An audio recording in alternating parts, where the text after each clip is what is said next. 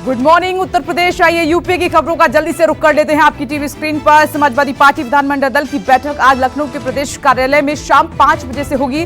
Party ने सभी विधायकों को इसकी सूचना भेज दी है। बैठक में विधानसभा सदस्यों के साथ ही विधान परिषद सदस्यों की भी उपस्थिति अनिवार्य कर दी गई है। इस बैठक में सपा विधानमंडल दल के नेता अखिलेश यादव अपने विधायकों के साथ आगामी विधानमंडल सत्र को लेकर रणनीति बनाएंगे। सपा कानून व्यवस्था, महंगाई, बेरोजगारी, बिजली व किसानों सहित अन्य मुद्दों को लेकर भाजपा सरकार को सदन में घेरेगी। वाराणसी के ज्ञानवापी मस्जिद मामले पर सुप्रीम कोर्ट में कल बहस हुई। ज्ञानवापी मस्जिद केस जिला जज को ट्रांसफर कर दिया गया है और इस संबंध में सुप्रीम कोर्ट ने आदेश जारी कर दिया है। कोर्ट ने कहा कि वजू की व्यवस्था की जाएगी और इसके साथ ही शिवलिंग का एरिया सील रहेगा। 51 मिनट चली सुनवाई में 3 जजों ने साफ शब्दों में कहा है कि मामला हमारे पास जरूर है, लेकिन पहले इसे जिला कोर्ट में सुना जाए। और वहीं कोर्ट ने कहा है कि जिला जज 8 हफ्ते में अपनी सुनवाई पूरी करेंगे। सुप्रीम कोर्ट ने कहा कि मामला ऐसे जिला जज के पास भेजा जाए जिसके पास 25 साल का लंबा अनुभव हो और सबके हित को सुरक्षित रखा जाए। सुप्रीम कोर्ट ने यह भी कहा कि ना समझा जाए कि हम मामले को निरस्त कर रहे हैं, आपके लिए आगे भी हमारे रास्ते खुले रहेंगे। उधर मुस्लिम पक्ष के वकील ने यह कहा कि रिपोर्ट लीक कर माहौल बिगाड़ने की साजिश रची जा रही है, इस पर रोक लगाई जाए। मुस्लिम पक्ष ने लोअर कोर्ट के फैसले को अवैध बताया है और वहीं हिंदू पक्ष ने यह भी कहा कि पहले रिपोर्ट देख लीजिए। कोर्ट ने वैकल्पिक वजूखाने की भी बात कही है। सुप्रीम कोर्ट में सुनवाई से पहले कल जुमे की नमाज के दौरान ज्ञानवापी में भारी भीड़ दिखाई दी। हालात ऐसे थे कि नमाजियों की लंबी लाइन लग गई। अंजुमन इंतजामिया मस्जिद कमेटी की कम भीड़ की अपील के बावजूद ज्ञानवापी मस्जिद में लोग जुमे की नमाज अदा करने के लिए पहुंचे। कड़ी सुरक्षा और चेकिंग करने के बाद सीमित संख्या में नमाजियों को अंदर जाने दिया गया क्योंकि वजूखाना सील है। लगातार बढ़ती भीड़ को देखते हुए पुलिस ने नमाजियों को वापस लौटा दिया। पुलिस ने कहा कि अपने घर के आसपास या मोहल्ले की मस्जिद में जाकर नमाज अदा करें। आजम खान के बेटे और विधायक अब्दुल्ला आजम खान की फर्जी जन्म प्रमाण पत्र के मामले में रामपुर के एमपी एमएलए कोर्ट में आज सुनवाई होगी, जबकि पैन कार्ड केस में 24 मई को सुनवाई होगी। साल 2019 में भाजपा नेता आकाश सक्सेना ने गंज थाने में अब्दुल आजम के 2 जन्म प्रमाण पत्र बनवाने के आरोप में मुकदमा दर्ज कराया था। इस मामले में सपा के कद्दावर नेता आजम खान, उनके पुत्र और स्वास्थ्य सीट से विधायक अब्दुल्ला आजम, उनकी पत्नी डॉक्टर तंजीन फातिमा आरोपी हैं। सीतापुर जेल से रिहा होने के बाद रामपुर पहुंचे आजम खान ने इशारों में अखिलेश यादव पर तंज किया है। उन्होंने कहा कि मेरी बर्बादी में अपनों का बड़ा हाथ है, फिर भी सभी का शुक्रिया। ग्रेटर नोएडा वेस्ट की गौस सिटी की 14th एवेन्यू सोसाइटी में युवक युवती ने आत्महत्या कर ली है। दोनों ने 21वीं मंजिल से कूदकर अपनी जान दे दी। युवक का नाम सचिन है। हादसे के वक्त सचिन और उसकी दोस्त ही फ्लैट में मौजूद थे। सचिन ने अपने साथ पढ़ने वाली महिला मित्र को अपने फ्लैट पर बुलाया था और अचानक दोनों के बीच कुछ ऐसा हुआ कि दोनों ने 21वीं मंजिल से कूदकर अपनी जान दे दी।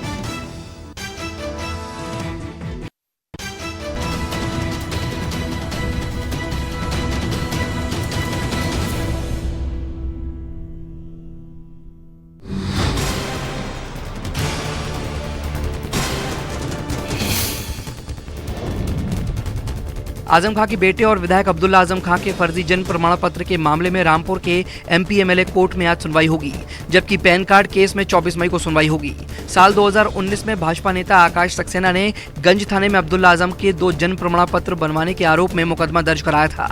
इस मामले में सपा के कद्दावर नेता आजम खां, उनके पुत्र स्वार सीट से विधायक अब्दुल्ला आजम और उनकी पत्नी डॉक्टर तंजीन फातिमा आरोपी हैं। सीतापुर जेल से रिहा होने के बाद रामपुर पहुंचे आजम खान ने इशारों में अखिलेश यादव पर तंज कसा। देखिए, इस वक्त मेरे लिए बीजेपी, बहुजन समाज पार्टी या कांग्रेस इसलिए बहुत बड़ा सवाल नहीं है क्योंकि ये मेरे परिवार पर, मेरे लोगों पर हज़ारों की तादाद में जो मुकदमे दायर किए हैं उनमें बस मैं ये कह सकता हूँ कि मेरी तबाहियों में मेरा अपना हाथ है। 34 साल पहले रोड रेज मामले में नवजोत सिंह सिद्धू को जेल भेज दिया गया है। सिद्धू ने पटियाला कोर्ट में सरेंडर किया। सिद्धू का पहले मेडिकल चेकअप किया गया, इसके बाद उनको जेल भेजा गया। उधर नवजोत सिंह सिद्धू सरेंडर से राहत की अर्जी पर तुरंत सुनवाई से चीफ जस्टिस ने इनकार कर दिया। बता दें कि नवजोत सिंह सिद्धू ने सरेंडर के लिए सुप्रीम कोर्ट में वक्त मांगा था। सिद्धू ने वक्त मेडिकल ग्राउंड के आधार पर सरेंडर करने के लिए मांगा था। रोड रेज मामले में सुप्रीम कोर्ट द्वारा सजा सुनाए जाने के बाद नवजोत सिंह सिद्धू पर कांग्रेस की राजनीति तेज हो गई है। कांग्रेस की महासचिव प्रियंका गांधी वाड्रा ने सिद्धू को फोन कर उन्हें हौसला दिया और कहा कि पार्टी उनके साथ खड़ी है। वहीं कांग्रेस के विधायक राणा गुरजीत सिंह ने सिद्धू पर जमकर हमला बोला। राणा ने कहा कि सिद्धू की जुबान AK-47 से भी तेज चलती है। सिद्धू तो वो सेनापति हैं जो हाथी पर बैठकर अपनी ही सेना को रौंद देते हैं। सिद्धू को अब जेल में जाकर मंथन करना चाहिए। गुजरात के विधायक जिग्नेश मेवानी ने हार्दिक पटेल पर निशाना साधा है। जिग्नेश मेवानी ने कांग्रेस पार्टी को बुरा भला कहकर बाहर निकालने और कांग्रेस नेताओं पर बयानबाजी करने के लिए शुक्रवार को हार्दिक पटेल की आलोचना की। मेवानी ने मीडिया कर्मियों से बात करते हुए कहा कि पार्टी के साथ मतभेद हो सकते, लेकिन ये कहना अनुचित है कि कांग्रेस गुजरात विरोधी है या भारत विरोधी। भाजपा के प्रति आप में जो लगाव पनपा है वो दर्शाता है कि आप कहीं न कहीं उसके साथ वैचारिक रूप से जुड़े हुए हैं। सीबीआई ने 2011 बैच के गुजरात कैडर के आईएएस अधिकारी के राजेश के कार्यालय और आवास पर सर्च ऑपरेशन किया। ऑपरेशन को गांधीनगर, सुरेंद्रनगर, सूरत और अधिकारी के गृह राज्य आंध्र प्रदेश में एक साथ अंजाम दिया गया।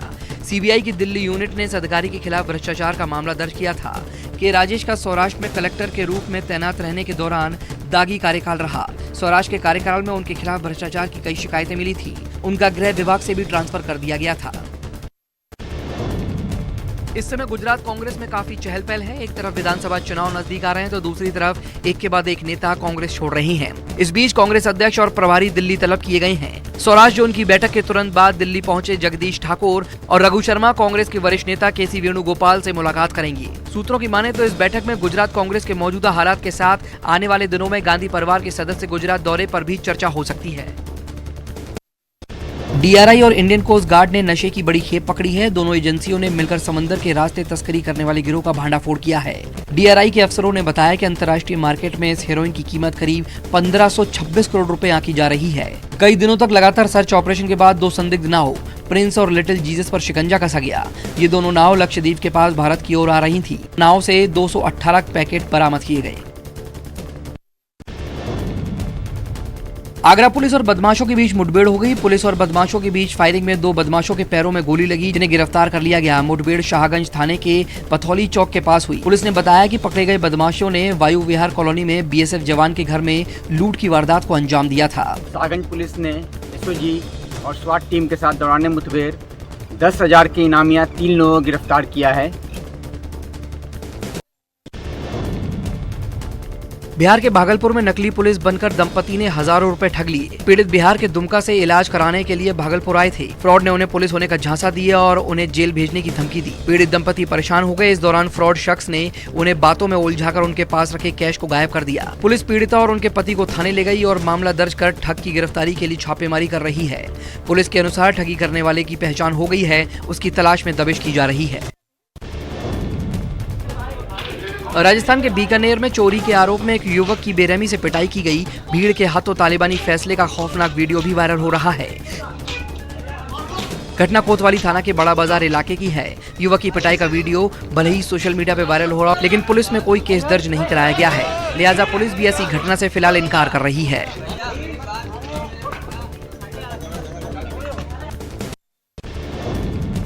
दिल्ली के उस्मानपुर में संदिग्ध हालात में एक महिला का शव उसके घर से बरामद हुआ। विजय कॉलोनी में मृतका 4 दिन पहले ही किराए पर रहने आई थी। आसपास के लोग मृतका के पति पर ही गला दबाकर हत्या करने का शक जता रही हैं। पुलिस ने शव को कब्जे में लेकर छानबीन शुरू कर दी है। स्थानीय लोगों ने मृतका के प्रति कमाल को शुक्रवार सुबह 11 बजे तक घर पर ही देखा था।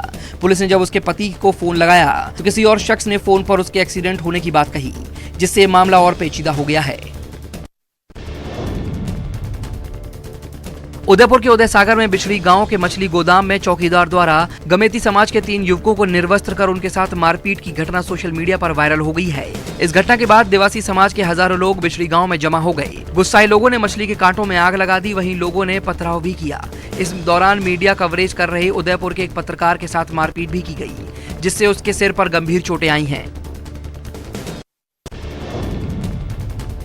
लखनऊ में छात्र ठगों ने रिटायर्ड बैंक कर्मी से 50 लाख रुपए ठग लिए। फर्जी डेटिंग ऐप के जरिए अश्लील वीडियो और ऑडियो क्लिप बनाकर ब्लैकमेलिंग की, फोटो और वीडियो वायरल करने की धमकी दी। अकाउंट में अलग अलग किस्तों में 50 लाख से ज्यादा की रकम ऐंठी गई।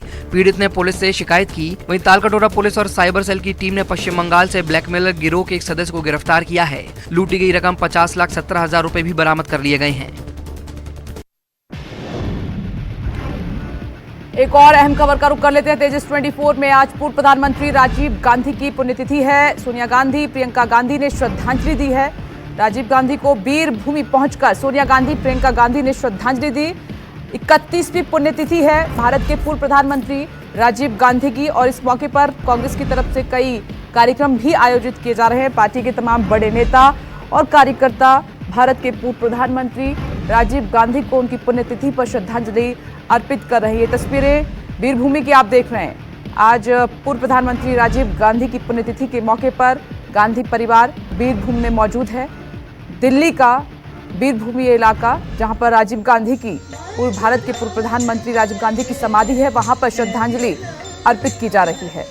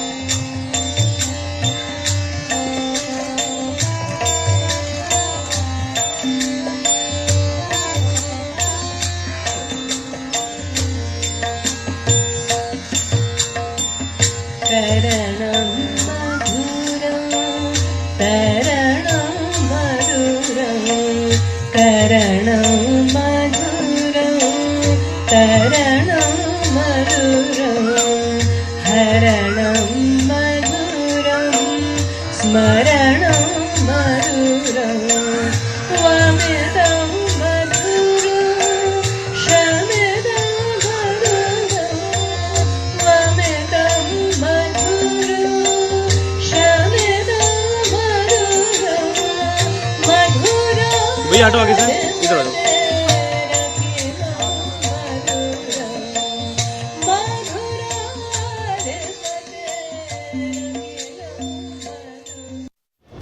ग्रेटर नोएडा वेस्ट की गौर सिटी की 14th एवेन्यू सोसाइटी की 21वीं मंजिल से कूदकर एक युवक युवती ने आत्महत्या कर ली।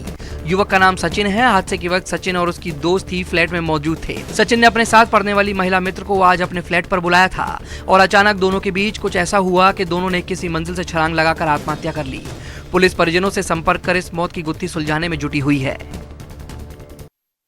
एमपी के राजगढ़ में दलित की बारात पर पत्थर फेंकने वाले आरोपियों के घरों पर प्रशासन ने बुलडोजर चलवा दिया। प्रशासन ने 18 आरोपियों समेत 30 लोगों के अवैध निर्माण को गिरा दिया। दरअसल शीतला मोहल्ले में बैंड और ढोल बंद करवाने को लेकर हुए विवाद में दलित दूल्हे की बारात पर दूसरे समुदाय के लोगों ने पथराव कर दिया था। प्रशासन ने मामले के 21 आरोपियों के मकानों को चिन्हित किया था, जिनमें से जिन आरोपियों के घर पर अवैध निर्माण किया गया था उन पर बुलडोजर चलवा दिया गया।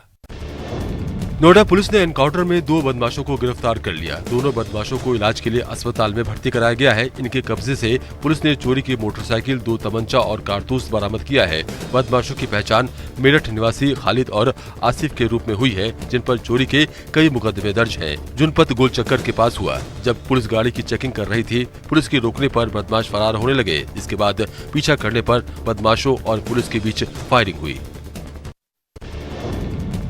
यूपी के बलिया में महिला की पिटाई का वीडियो वायरल हो गया। जमीन के विवाद में महिला को आधा दर्जन दबंगों ने दौड़ा कर पीटा है। मामला फेफड़ा के कपूरी गांव का है। महिला का आरोप है कि थाने पर शिकायत करने जाने पर थानेदार ने उसे भगा दिया। महिला ने जिले के पुलिस कप्तान से इंसाफ की गुहार लगाई है। यूपी के मुजफ्फरनगर में एक मकान से 50 से ज्यादा सांप और सैकड़ों की संख्या में सांप के अंडे निकलने के बाद इलाके में दहशत फैल गई। खौफजदा कॉलोनी वासियों ने सांपों को पकड़ने के लिए सपेरों को बुलाया। घटना खतौनी तहसील क्षेत्र की पौष कॉलोनी अशोक विहार आवास विकास कॉलोनी की है। मकान में पिछले 2-3 दिनों से इक्का दुक्का सांप निकल रहे थे, लेकिन बुधवार को बाथरूम में सांपों का निकलना शुरू हुआ तो सपेरों का सहारा लेना पड़ा। यूपी के कन्नौज में बाजार से सहेलियों के साथ वापस घर जा रही युवती पर बाइक सवार ने तेजाब फेंक दिया। एसिड अटैक से मौके पर अफरा तफरी मच गई। आनन फानन में युवती को मेडिकल कॉलेज में भर्ती कराया गया। बताया जा रहा है कि जब युवती जा रही थी, इसी दौरान दौलतपुर मोड़ के पास पहले से ही खड़े बाइक सवार युवक ने उस पर एसिड फेंक दिया। एसिड पड़ते ही गुलसबा चीख पड़ी। इस बीच बाइक सवार मौके से भाग निकला। हरियाणा के यमुनानगर में दो भाइयों के बीच जमीनी विवाद को लेकर गोली चल गई, जिसमें एसएचओ समेत 3 लोग घायल हो गए। बताया जा रहा है कि दो भाइयों के बीच विवाद हुआ था, जिसके चलते पुलिस मौके पर पहुंची। इस दौरान एक भाई ने गोली चला दी, जिसमें 3 लोग घायल हो गए हैं। वहीं वारदात के बाद आरोपी फरार हो गया। इसकी तफ्तीश की जा रही है। यूपी के कानपुर में एक बार फिर से वर्दी की दादागिरी देखने को मिली। ई बस के कंडक्टर को पुलिस कांस्टेबल से भाड़ा मांगना भारी पड़ गया। किराया मांगे जाने से नाराज कांस्टेबल ने बस कंडक्टर की पिटाई शुरू कर दी। वर्दी के नशे में धुत कांस्टेबल ने कंडक्टर पर ताबड़तोड़ थप्पड़ बरसाए और गालियां दी। पुलिस जवान की ज्यादती कैमरे में कैद हो गई है।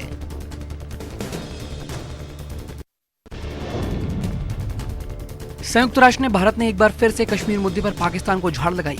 यूएन में भारत के स्थायी मिशन काउंसलर राजेश परिहार ने पाक विदेश मंत्री बिलावल भुट्टो के आरोपों को सिरे से खारिज कर दिया। राजेश परिहार ने कहा, जम्मू कश्मीर और लद्दाख भारत का एक अभिन्न हिस्सा थे और रहेंगे, और इस सच्चाई से कोई देश इनकार नहीं कर सकता। भारतीय अधिकारियों ने कहा कि अगर पाकिस्तान मदद करना चाहता है तो एक अच्छे पड़ोसी का धर्म निभाए और कश्मीर में राज्य समर्थित आतंकवाद पर लगाम लगाए। पाकिस्तान के विदेश मंत्री बिलावल भुट्टो ने यूएन के ओपन डिबेट में आर्टिकल 370 हटाने और परसिमन आयोग के हालिया आदेश पर सवाल उठाए। बिलावल ने भारत पर कश्मीर के लोगों का उत्पीड़न और अत्याचार करने का आरोप लगाया। पाक विदेश मंत्री ने एक संवाददाता सम्मेलन में कश्मीर का मुद्दा उठाया। बिलावल ने कहा कि कश्मीर में भारत की कार्रवाई यूएन प्रस्तावों और जिनेवा कन्वेंशन का खुला उल्लंघन है। पाकिस्तान के विदेश मंत्री बिलावल भुट्टो जरदारी आज से 2 दिवसीय चीन दौरे पर जाएंगे। चीन के स्टेट काउंसलर और विदेश मंत्री वांग यी की विशेष न्योते पर पाकिस्तान के नए विदेश मंत्री बीजिंग में रहेंगे। बिलावल की ये यात्रा चीन पाकिस्तान राजनयिक संबंधों के 71 साल पूरे होने के मौके पर हो रही है। विदेश मंत्री का पदभार संभालने के बाद बिलावल की ये पहली द्विपक्षीय विदेशी यात्रा है। विदेश राज्य मंत्री हिना रब्बानी खान और वरिष्ठ अधिकारी भी मंत्री स्तरीय प्रतिनिधिमंडल का हिस्सा होंगे। पाकिस्तान के चुनाव आयोग ने पूर्व प्रधानमंत्री इमरान खान की पार्टी पाकिस्तान तहरीक-ए-इंसाफ के 25 बागी विधायकों को अयोग्य ठहरा दिया है और उन्हें पद से हटा दिया है। आयोग ने सदस्यों को पिछले महीने पंजाब के मुख्यमंत्री चुनाव में पार्टी के निर्देश के खिलाफ मतदान करने पर पद से हटा दिया। इन विधायकों ने पीएमएल-एन के मुख्यमंत्री पद के उम्मीदवार हमजा शहजाद के पक्ष में मतदान किया था। निर्वाचन आयोग ने संविधान के अनुच्छेद 63A के तहत कार्रवाई की। हालांकि पद से हटाए गए विधायक उपचुनाव में उतर सकते हैं। श्रीलंका में पीएम रानिल विक्रमसिंघे के कैबिनेट ने 9 मंत्रियों को शपथ दिलाई। राष्ट्रपति गोटबाया ने नए मंत्रियों को पद की शपथ दिलाई। श्रीलंका फ्रीडम पार्टी के पूर्व मंत्री निमल सिरिपाला, डॉक्टर सिल्वा, निर्दलीय सांसद सुशील प्रेम जयंता, विजयदास राजपक्षे, तिरान एलिस समेत 9 मंत्रियों ने शपथ ली। पिछले हफ्ते 4 मंत्रियों ने शपथ ली थी। रिपोर्ट्स के मुताबिक श्रीलंका की कैबिनेट में राष्ट्रपति, प्रधानमंत्री समेत 25 सदस्य होंगे। अमेरिकी राष्ट्रपति जो बाइडेन की जापान और दक्षिण कोरिया की यात्रा से पहले चीन ने एक बार फिर से धमक दिखाई है। चीन ने विवादित दक्षिण चीन सागर में सैन्य अभ्यास कर रहा है। बाइडेन का यह दौरा काफी हद तक चीन के बढ़ते प्रभावित खतरे के मुकाबले पर ही केंद्रित रहेगा। दक्षिणी द्वीप हेनान प्रांत में चीनी समुद्री सुरक्षा प्रशासन कार्यालय ने कहा कि गुरुवार को यह सैन्य अभ्यास शुरू हुआ, जो सोमवार तक चलेगा। अमेरिका सहित जापान, दक्षिण कोरिया, साउथ सी में चीन की इन सैन्य गतिविधियों को भड़काऊ मानते हैं। ऑस्ट्रेलिया में आज आम चुनाव के लिए वोटिंग हो रही है। इस बार चुनाव में चीन और महंगाई के साथ बेरोजगारी और ब्याज दर बढ़ोतरी का मामला गरमाया हुआ है। लोगों में ब्याज दर बढ़ोतरी को लेकर गुस्सा है। प्रधानमंत्री स्कॉट मॉरिसन की लिबरल पार्टी और सहयोगी दल लगातार चौथी बार चुनाव जीतने की कोशिश में है। स्कॉट मॉरिसन के खिलाफ लेबर पार्टी के उम्मीदवार एंथनी एल्बनेसी हैं। दोनों बड़ी पार्टियां चुनाव जीतने के लिए एड़ी चोटी का जोर लगा रही हैं। खाने पीने की चीजों के दाम आसमान पर हैं। रूस आज से फिनलैंड को नेचुरल गैस की सप्लाई बंद कर देगा। फिनलैंड के नाटो सैन्य संगठन में शामिल होने के फैसले से ठीक दूसरे दिन रूस का फैसला सामने आया। हालांकि रूस की दलील है कि फिनलैंड गैस सप्लाई का भुगतान रूबल में करने में नाकाम रहा, जिसकी वजह से गैस सप्लाई रोकी गई है। फिनलैंड की सरकारी गैस कंपनी गैसम ने भी सप्लाई रोके जाने की पुष्टि की है। हालांकि क्रेमलिन पहले भी रूसी एनर्जी सप्लाई को एक पॉलिटिकल टूल की तरह इस्तेमाल करता रहा है। यूक्रेन ने मारिपोल स्टील प्लांट पर रूस का कब्जा होने के दावों का खंडन किया है। ओज़वस्टॉल स्टील प्लांट में छिपे यूक्रेनी सैनिकों के डिप्टी कमिश्नर ने वीडियो संदेश जारी कर रूसी दावों को प्रोपेगेंडा बताया। हालांकि यूक्रेनी अधिकारियों ने अपने ठिकानों को लेकर कोई खुलासा नहीं किया। यूक्रेनी सैन्य अधिकारियों ने कहा कि प्लांट में लड़ाई अभी जारी है। रूस ने दावा किया था कि स्टील प्लांट में मोर्चा संभालने यूक्रेन के 960 सैनिकों ने आत्मसमर्पण कर दिया। तुर्की ने नाटो में स्वीडन और फिनलैंड को शामिल करने की कोशिशों को गलत बताया है। तुर्की राष्ट्रपति रेसेप तय्यप एर्दोगान ने वीडियो संदेश में साफ किया कि स्वीडन फिनलैंड की नाटो में शामिल होने का विरोध किया जाएगा। नाटो में इन दोनों की एंट्री के लिए तुर्की की रजामंदी जरूरी है, क्योंकि 30 सदस्यीय नाटो में कोई फैसला सर्वसम्मति से लिया जाता है। एर्दोगान ने कहा कि कुर्द इलाकों के प्रति स्वीडन और फिनलैंड की सहानुभूति रवैया है, जिन्हें हम आतंकी मानते हैं। पाकिस्तान ने इमरजेंसी आर्थिक योजना के तहत कारों, मोबाइल फोन, घरेलू उपकरणों और हथियारों जैसे सभी गैर जरूरी वस्तुओं के आयात पर प्रतिबंध लगा दिया है। पाकिस्तान की सूचना एवं प्रसारण मंत्री मरियम औरंगजेब ने इस प्रतिबंध की पुष्टि की है। पाकिस्तान के प्रधानमंत्री शहबाज शरीफ ने गुरुवार को इस फैसले की घोषणा करते हुए ट्वीट किया कि इस कदम से देश की कीमती विदेशी मुद्रा की बचत होगी। शहबाज शरीफ ने ट्वीट किया कि हम आत्मसंयम के साथ अपनी पूरी कोशिश करेंगे। श्रीलंका आर्थिक संकट के बीच केंद्रीय बैंक ने विदेशी मुद्रा रखने की लिमिट फिर घटा दी है। श्रीलंका में अब कोई शख्स 10,000 से ज्यादा अमेरिकी डॉलर नहीं रख सकेगा। पहले ये सीमा 15,000 अमेरिकी डॉलर थी। विदेशी मुद्रा संकट से जूझ रहे केंद्रीय बैंक ने ये बड़ा फैसला लिया है। श्रीलंका के पास ईंधन आयात के लिए भी विदेशी करेंसी का टोटा है। 10,000 US डॉलर रखने वाले को भी पैसे का स्रोत बताना होगा। तालिबान ने गुरुवार को महिलाओं के लिए नया निर्देश जारी कर दिया। तालिबान ने सभी टीवी चैनलों पर काम करने वाली महिला प्रेजेंटर्स के लिए चेहरा ढकना जरूरी कर दिया। नए आदेश में कहा गया है कि महिला प्रेजेंटर्स को प्रोग्राम प्रस्तुत करते समय अपना चेहरा ढकना होगा। दुराचार और सदाचार, सूचना और संस्कृति मंत्रालय ने इसे अंतिम फैसला बताया और कहा कि अफगानिस्तान में सभी मीडिया आउटलेट्स को आदेश जारी कर दिया गया है।